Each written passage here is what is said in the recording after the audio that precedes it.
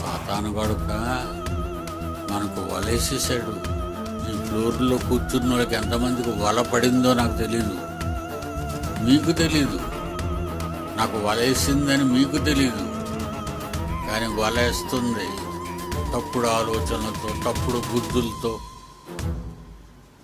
తప్పుడు పనులతో నువ్వు దేవుని సంఘానికి వచ్చావనుకో, ఆ బూటికి చిక్కుడ ఎవరిని మృంగుతున్నా నిన్ను తినేస్తుంది.